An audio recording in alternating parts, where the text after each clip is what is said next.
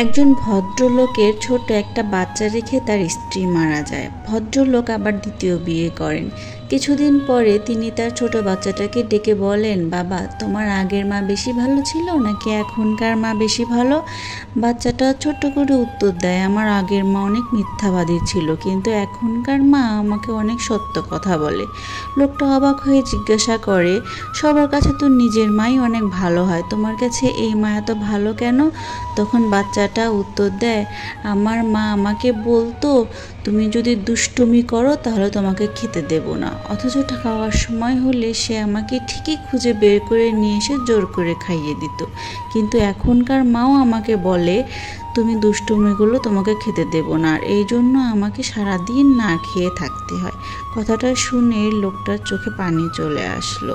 আসলে মায়ের মতো অনেকেই হবে, কিন্তু মা একজনই হয়। নিজের মায়ের মতো কেউ কোনোদিনও হয় না।